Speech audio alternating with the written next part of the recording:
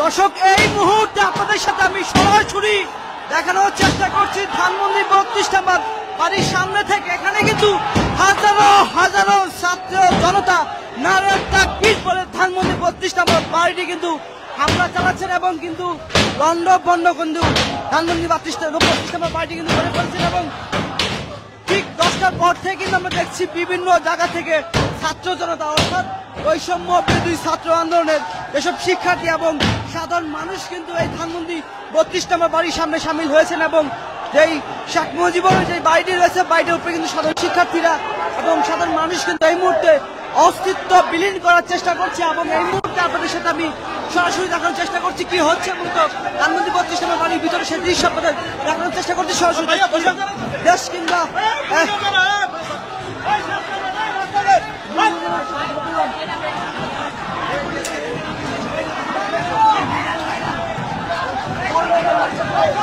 এই মুহূর্তে আমরা কিন্তু শুনতে পাচ্ছি ধানমন্ডি 32 নম্বর বাড়িটি ভাঙার জন্য কিন্তু বোল্ডোজার আনা হচ্ছে এবং এই দৃশ্য আপনাদের দেখানোর চেষ্টা করছি। এবং দেশ কিংবা বিদেশ থেকে যে দর্শক যে যেখানে যুক্ত আছেন অবশ্যই একটি শেয়ার করে দেবেন।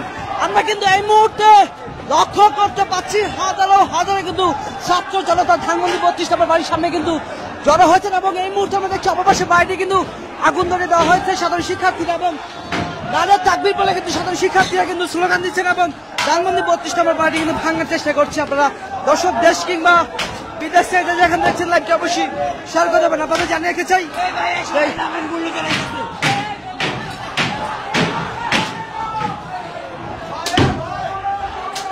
আমরা যেমনটি শুনতে পাচ্ছি ধানমন্ডি 32 নম্বর বাড়িটি কিন্তু ভাঙার জন্য বোল্ডোজার আনা হচ্ছে এবং সেজন্য কিন্তু সাধারণ মানুষ কিন্তু ভিতর থেকে নেমে যাচ্ছেন সে দৃশ্য দেখানোর চেষ্টা করছে। এবং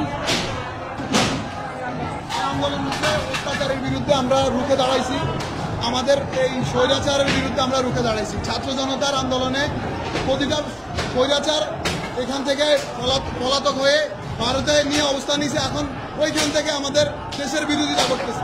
এখন আমরা এদের যেই অবস্থান ছিল, যেই স্বৈরাচারদের অবস্থান ছিল, আমরা ওইগুলো ঘুরিয়ে দিচ্ছি।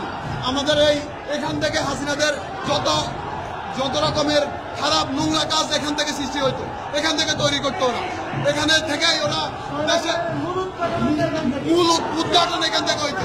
এই জন্য আমরা ছাত্র জনতা এগুলো ভেঙে গুড়িয়ে দিচ্ছি। এখন ওদের যেই স্বৈরাচারীদের যেই অবস্থান ছিল এগুলো আমরা ভেঙে গুড়িয়ে দিচ্ছি।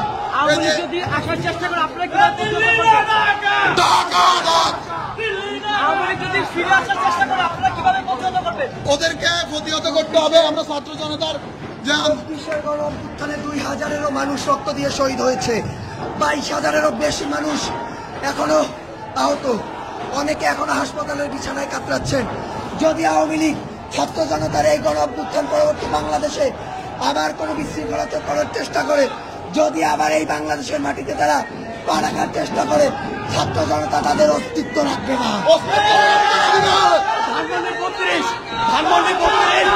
বাংলার মানুষের জন্য একটা অভিশাপ, এই অভিশাপকে আমরা বিপ্লবী ছাত্র জনতা এই ধানমন্ডি 32 কে এই বাংলার মানুষের জন্য অভিশাপকে পুনরায় মিশিয়ে দিব।